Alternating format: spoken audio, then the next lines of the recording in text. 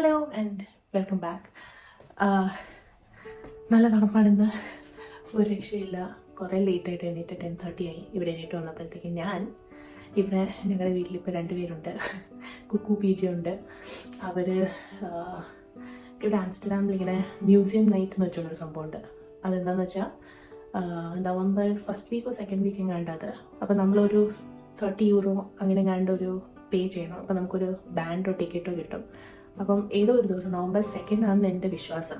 ഏതോ ഒരു ദിവസം 6 മണി തൊട്ടെങ്ങാണ്ട് 12 മണിയോ 2 മണി വരെ ആ ടിക്കറ്റ് ഉള്ളവർക്ക് ഇവിടെ ഉള്ള ഏത് മ്യൂസിയം വേണമെങ്കിലും കാണാം, വിസിറ്റ് ചെയ്യാം.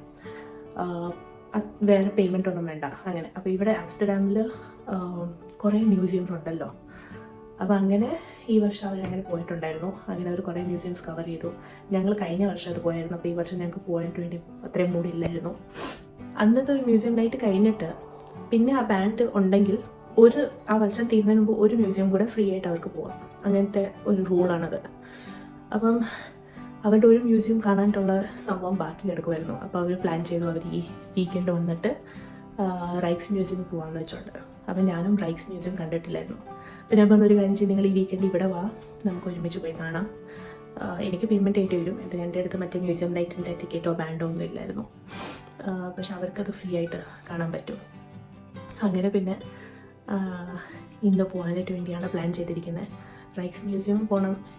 പിന്നെ എനിക്കൊരു ചെറിയ എന്തെങ്കിലും ഒരു ഗിഫ്റ്റ് വാങ്ങിക്കണം ജോസിന് വേണ്ടി. അവൻ്റെ ബർത്ത്ഡേ ക്രിസ്മസ് ഗിഫ്റ്റ്. എന്തിന് ഞാൻ ഏതോ ഒരു വീഡിയോയിൽ ഞാൻ മാംഗോയിൽ പോയി ഞാൻ കുറേ ഷർട്ടൊക്കെ ട്രൈ ചെയ്ത്. അപ്പോൾ എനിക്കൊരു ബർഗൻഡി ഷർട്ട് ഇഷ്ടപ്പെട്ടെന്ന് ഞാൻ കാണിച്ചില്ലായിരുന്നു. അത് ജോസ് എനിക്ക് അതിൻ്റെ നെക്സ്റ്റ് വീക്ക് എനിക്ക് അത് കൊണ്ടുവന്ന് തന്നു. അതെൻ്റെ ക്രിസ്മസ് ഗിഫ്റ്റാന്ന് പറഞ്ഞുകൊണ്ട് എനിക്ക് തന്നായിരുന്നു. അപ്പോൾ അത് ഒരു ചെറിയ സർപ്രൈസ് ആയിരുന്നു. എനിക്ക് കുറേ ഇഷ്ടപ്പെട്ട ഒരു ഷർട്ടുമായിരുന്നു. അപ്പോൾ ഞാൻ ഓർത്തു എനിക്കും അവനെന്തെങ്കിലും ഒരു ചെറിയൊരു സംഭവം ക്രിസ്മസ് ഗിഫ്റ്റ് ഇട്ട് കൊടുക്കാം. പക്ഷേ എനിക്ക് അത്രയും ജോസിന് എന്ത് വാങ്ങിക്കണം ഉള്ള സെലക്ഷൻ എനിക്ക് ഭയങ്കര കുറവാണ്. എന്തെങ്കിലും ഞാൻ എപ്പോഴെങ്കിലും അവന് ഗിഫ്റ്റ് കൊടുത്തിട്ടുണ്ടെങ്കിൽ ഞാൻ എപ്പോഴും അത് ഒരു ക്യാഷായിട്ട് തന്നെ കൊടുത്തിട്ടുള്ളൂ. അപ്പോൾ അവന് ഇഷ്ടമുള്ള സാധനം അവന് വാങ്ങിക്കാമല്ലോ. എന്നാൽ ഞാൻ വാങ്ങിച്ചു കൊടുക്കുന്നതും അവൻ്റെ ടേസ്റ്റും രണ്ടാണ്. പക്ഷെ എന്തായാലും നോക്കട്ടെ, കടയിൽ എന്തെങ്കിലും ഇഷ്ടപ്പെട്ടാൽ ഞാൻ എന്തെങ്കിലും വാങ്ങിക്കാൻ ഒരു ബില്ലും വെക്കും. അപ്പം പിന്നെ എക്സ്ചേഞ്ച് ചെയ്യണമെന്നുണ്ടെങ്കിൽ ചെയ്യാമല്ലോ.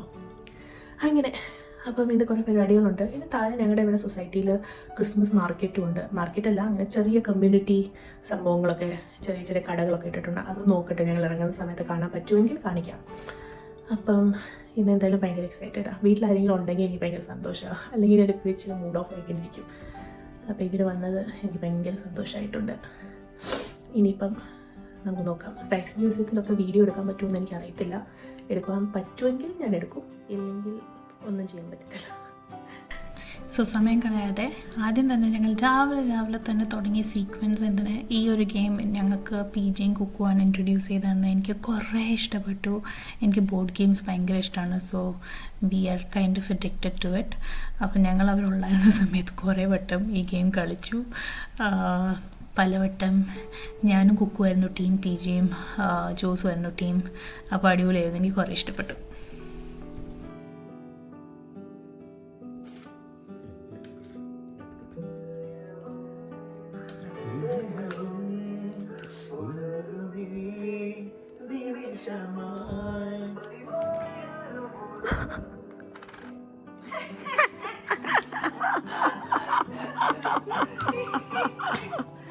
So 1 sequence and 2 sequence. നിങ്ങളുടെ എത്രയായി?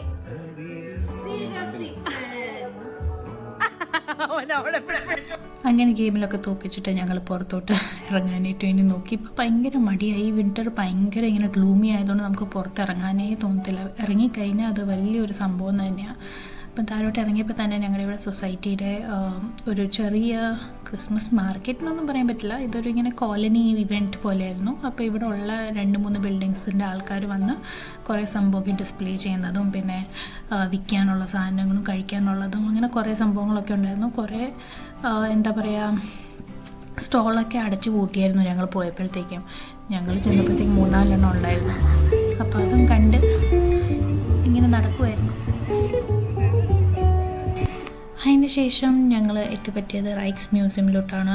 റൈക്സ് മ്യൂസിയം ഞങ്ങളുടെ വീട്ടിൽ നിന്ന് ഒരു ഹാഫ് ആൻ അവർ ഡിസ്റ്റൻസേ ഉള്ളൂ. ഇവിടെ എത്തിക്കഴിഞ്ഞപ്പോഴത്തേക്ക് ഞാൻ അവരോട് ചോദിച്ചപ്പോൾ അവർ പറഞ്ഞു വീഡിയോസ് അലൗഡ് അല്ല, പിക്ചേഴ്സ് മാത്രമേ അലൗഡ് ഉള്ളൂ. അപ്പം അൺഫോർച്ചുനേറ്റ്ലി എനിക്ക് വീഡിയോ ക്ലിപ്സ് ഒന്നും എടുക്കാൻ പറ്റിയിട്ടില്ല. പക്ഷേ അവിടെ ഞാനൊരു ഭയങ്കര ഇൻട്രസ്റ്റിംഗ് ആയിട്ടൊരു ക്രിസ്മസ് ട്രീ കണ്ടായിരുന്നു.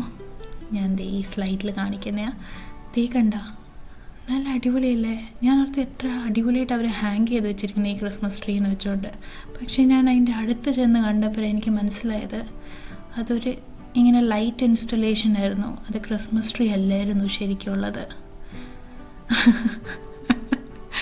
അതിന് ശേഷം ഞങ്ങൾ ആ മ്യൂസിയം എല്ലാം കണ്ട് നടന്നതിൻ്റെ കൂട്ടത്തിൽ തന്നെ അവിടെ ഒരു സെക്ഷൻ ഉണ്ടായിരുന്നു ഇങ്ങനെ സീക്രട്ട് ലൈബ്രറി പോലെ. അപ്പോൾ ഇത് റൈക്സ് മ്യൂസിയത്തിനകത്തത്തെ ഒരു സീക്രട്ട് ലൈബ്രറി. എനിക്ക് ഇതിനകത്ത് കയറിയപ്പം ഭയങ്കര ഈ ഹാരി പോട്ടർ വൈബ് വന്നു. ഇങ്ങനെ പഴയ കാലത്തെ പുസ്തകമൊക്കെ ഇങ്ങനെ അടുക്കി വലിയൊരു ലൈബ്രറി, കുറേ ലാഡേഴ്സൊക്കെ വെച്ചിട്ടുണ്ട് നമുക്ക് ബുക്സൊക്കെ എടുക്കാൻ. അപ്പോൾ ഒരു നല്ല വൈബായിരുന്നു. അപ്പോൾ എനിക്കിത് കുറേ ഇഷ്ടപ്പെട്ടു. പിന്നെ വേറെ ഒരു ലൈറ്റ് ഇൻസ്റ്റലേഷനും ഞാൻ കണ്ടു.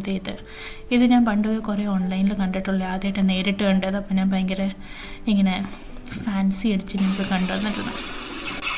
അതിന് ശേഷം റൈക്സ് മ്യൂസിയത്തിൻ്റെ അടുത്ത് തന്നെ ഒരു കുട്ടി ക്രിസ്മസ് മാർക്കറ്റുണ്ട്. അപ്പം ഇവിടം വരെ വന്നതല്ലേ, അപ്പോൾ ക്രിസ്മസ് മാർക്കറ്റും ചുമ്മാ കണ്ടിട്ട് പോകാമെന്ന് വെച്ചുകൊണ്ട് കയറിയത്. പക്ഷേ അവിടെ നിന്ന് തിരിയാൻ സ്ഥലമില്ലായിരുന്നു. നിറച്ചും ആൾക്കാരിങ്ങനെ തിങ്ങിയിരിക്കുമായിരുന്നു, നിറച്ചും ആൾക്കാരും. പിന്നെ കുറേ ചെറിയ ഹോട്ട് ചോക്ലേറ്റിൻ്റെ സ്റ്റോഴ്സ്, ഈ സ്വെറ്റേഴ്സിൻ്റെ ജാക്കറ്റ്, ഷോൾസ്, അതിൻ്റെ ഒക്കെ സ്റ്റോഴ്സ്. പിന്നെ ഈ ഗ്ലൂ വൈൻ, അതൊരു സംഭവമാണ്. ഈ വിൻ്റർ സമയത്ത് ജർമ്മനിയിലാണ് ഏറ്റവും കൂടുതൽ ഉണ്ടാക്കുന്നത്. അത് ഈ വൈൻ്റെ അകത്ത് അവർ ഓറഞ്ച് സ്ലൈസും ഇച്ചിരി സിനമൻ, സ്റ്റാർ ഏനീസ് അതൊക്കെ ഇട്ടിട്ട് തിളപ്പിച്ചിട്ട് നമുക്ക് തരും. അപ്പോൾ ഈ തണുപ്പ് സമയത്ത് ആ ചൂട് വൈൻ കുടിക്കുമ്പോൾ ഒരു സുഖമാണ്. അപ്പോൾ അത് ഇവിടുത്തെ ഒരു സ്പെഷ്യാലിറ്റിയാണ്. ഞാൻ ലാസ്റ്റ് ഇയർ കുടിച്ച് നോക്കിയായിരുന്നു. എനിക്ക് അത്രയും ആൽക്കഹോളിനോട് താല്പര്യം ഇല്ലാത്തതുകൊണ്ട് ഈ വർഷം വാങ്ങിക്കുന്നില്ല. പക്ഷേ ഇങ്ങനെ നോക്കി കണ്ട് നടക്കാൻ നല്ല രസമാണ്. എനിക്ക് തോന്നുന്നു ക്രിസ്മസിൻ്റെ ഈ സമയമാകുമ്പോൾ ഒത്തിരി ഗ്ലൂമിയാണ്. അപ്പോൾ ആ സമയത്ത് ഈ ക്രിസ്മസ് മാർക്കറ്റ് ഇങ്ങനെ മുക്കിനും മൂലയിലും ഉള്ളത് ഒത്തിരി നല്ലത്. എന്തിന് നമുക്ക് ഇടയ്ക്കൊന്ന് നമ്മുടെ മൂഡ് ചിയർ ചെയ്യാൻ വേണ്ടി ഇവിടെയൊക്കെ ഒന്ന് പോയി ചുമ്മാ നടന്ന് ആൾക്കാരൊക്കെ കാണുമ്പോഴും കുറേ കടകളും കാണുമ്പോഴൊക്കെ ഒരു സന്തോഷം, ഒരു നല്ലൊരു ഫീലാണ് അപ്പം കിട്ടുന്നത്. അപ്പം അന്ന് ഞാൻ PJയുടെയും കുക്കൂട് കൊടുത്തി പോയപ്പോഴത്തേക്കും എനിക്ക് ഭയങ്കര സന്തോഷമായിരുന്നു. നല്ല രസം. ഇവിടെ പിള്ളേരൊക്കെ കുറേ പേര് സ്കേറ്റ് ചെയ്യുന്നതും നല്ലൊരു മ്യൂസിക്കൽ വൈബും അടിപൊളി ക്രിസ്മസ് സോങ്സും എല്ലാം പ്ലേ ആയിക്കൊണ്ട് ഇങ്ങനെ ഇരിക്കുമായിരുന്നു. സോ യാ,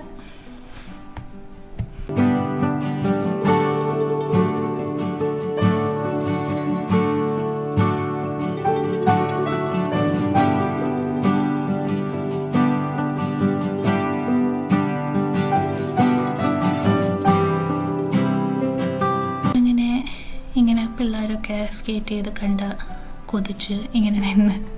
അതിന് ശേഷം ഞങ്ങൾക്ക് ഇച്ചിരി വിശന്നു. ഞങ്ങളിവിടെ നിന്ന് ഇറങ്ങിയ പാടെ ഞങ്ങൾ ഹോട്ട് ഡോഗും പിന്നെ എന്തായിരുന്നു ആ സംഭവത്തിൻ്റെ പേര്, ഒലിവോലനും അതൊക്കെ കഴിച്ചു. അതിനുശേഷം ഞങ്ങൾ ബോഷ്കയിൽ പോയി ജോസിന് വേണ്ടി ക്രിസ്മസ് ഗിഫ്റ്റ് വാങ്ങിക്കാൻ വേണ്ടി. അവിടെ കുറേ സംഭവങ്ങൾ ഞാൻ നോക്കിയിട്ട് എനിക്ക് ഇഷ്ടപ്പെടുന്നത് ആക്ച്വലി ജോസിന് ഇഷ്ടപ്പെടുന്നത് രണ്ടാണ്.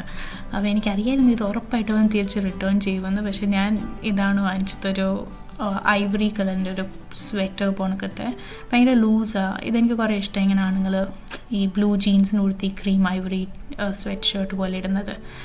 അങ്ങനെ വാങ്ങിച്ചു.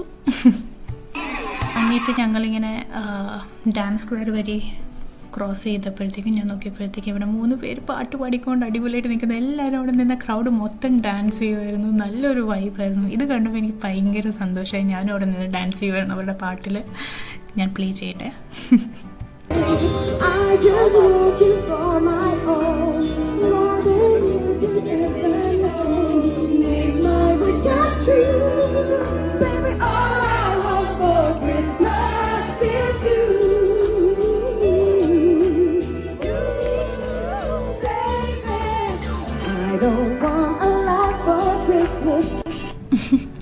അടിപൊളിയില്ലായിരുന്നോ?